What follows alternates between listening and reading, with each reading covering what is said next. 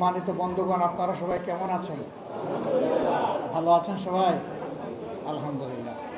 আলহামদুলিল্লাহ রব্বিল আলামিন, ওয়াসসালাতু ওয়াসসালামু আলা রাসূলিহিল কারীম ওয়া আলা আলিহি ওয়া সাহবিহি ওয়া আহলি বাইতি আজমাইন।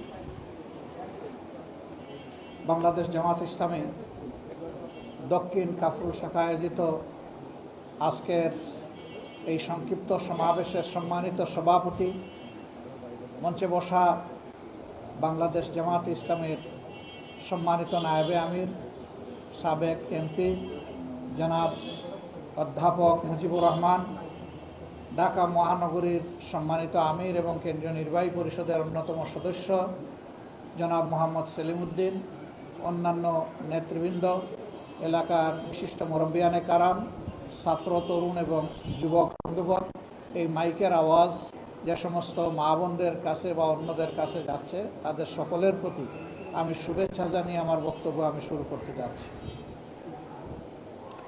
বাংলাদেশ আমাদের প্রিয় জন্মভূমি। আল্লাহ রাব্বুল আলামিন এই দেশটিতে আমাদেরকে তার ইচ্ছায় পয়দা করেছেন। ছোট্ট একটি দেশ, বিপুল সংখ্যক মানুষ। এত ছোট দেশে দুনিয়ার কোথাও এত মানুষ নেই। বহু দেশ আছে, আমাদের একটা উপজেলা সমানও মানুষ নেই। আমরা এমন একটা দেশে যুগ যুগ ধরে বসবাস করছি, বিভিন্ন ধর্ম বর্ণের মানুষ পাশাপাশি থেকে সাম্প্রদায়িক সংহতি রক্ষা করেই আমরা চলছি। আমরা যদি আশপাশের দেশগুলোর দিকে তাকাই, মায়ানমারের দিকে দৃষ্টি দিলে দেখব সেখান থেকে আরাকানের মুসলমানদেরকে কিভাবে কষ্ট দিয়ে, খুন করে, আমাদের মা বোনদের ইজ্জত লুণ্ঠন করে, জোর করে তাদের আপন জন্মভূমি থেকে তাদেরকে আমাদের দেশে পাঠিয়ে দেওয়া হয়েছে। এই দেশ এর পরবর্তী পর্যায়ে আমরা দেখতে পাচ্ছি যে নিজেদের মধ্যে তুমুল গৃহযুদ্ধে তারা লিপ্ত রয়েছে। পাশে আরেকটি বড় দেশ ভারত, সেখানেও দেখবেন যখন তখন ভারতের সংখ্যাগরিষ্ঠ যে সম্প্রদায় আছে, তারা বিশেষভাবে মুসলমান এবং নির্বিশেষে অন্যান্য সকল ধর্মের মানুষের উপর যখন তখন তারা ঝাঁপায় পড়ে।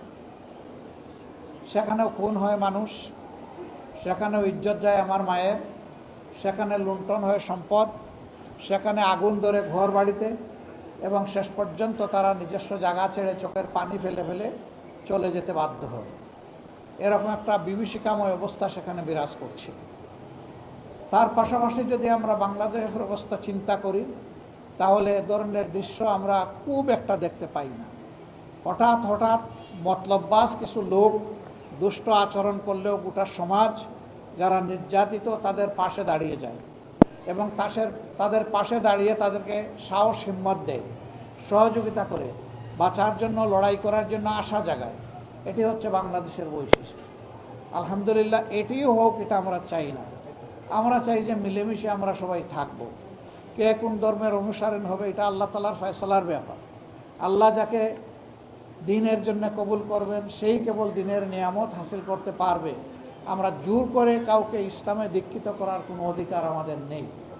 বরঞ্চ যে যে ধর্মেরই হোক, এদেশের নাগরিক হিসাবে আমরা তার প্রতি শ্রদ্ধাশীল।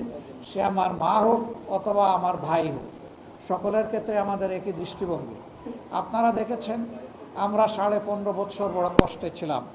আমাদের উপর বিভিন্ন ধরনের জুলুম অত্যাচার করা হয়েছে।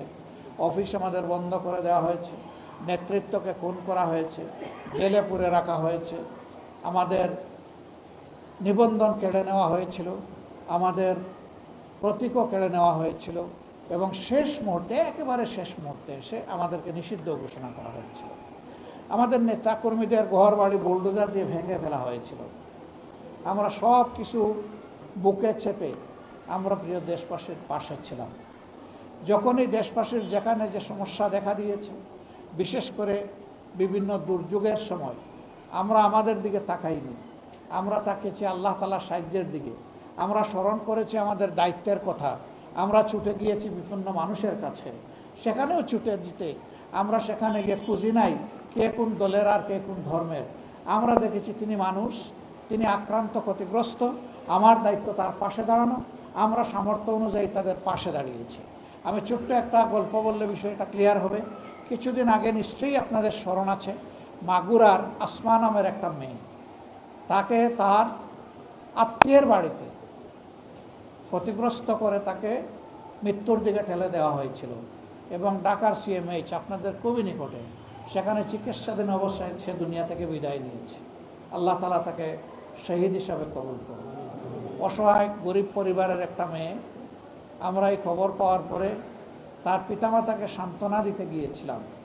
তাদের অবস্থা দেখে বাবা মানসিক ভারসাম্যহীন, এই ঘরে আর কোনো পুরুষ নাই, সবাই মেয়ে লোক, এরকম একটা অসহায় পরিবার। তাদেরকে জিজ্ঞেস করলাম আপনারা চলেন কীভাবে? তারা যা বলল তার দস্তুর মতো বিস্মিত হওয়ার মতো, খুবই কঠিন অবস্থায় তারা চলে। আলহামদুলিল্লাহ, এ মানুষগুলা যাতে সম্মানের সাথে বসবাস করতে পারে, আল্লাহর পর ভরসা করে জামাতে ইসলামী এই পরিবারের দায়িত্ব নিয়েছে এবং ইতিমধ্যে তাদের পুনর্বাসনের পদক্ষেপ গ্রহণ করেছে। এটা আরও সামনে আগাবে ইনশাআল্লাহ।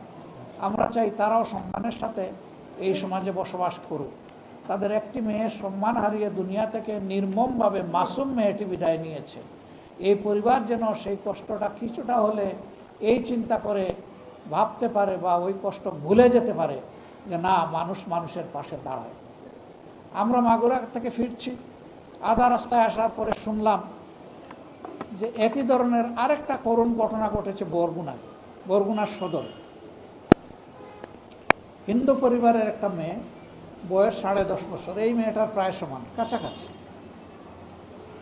সেই মেয়েটাকে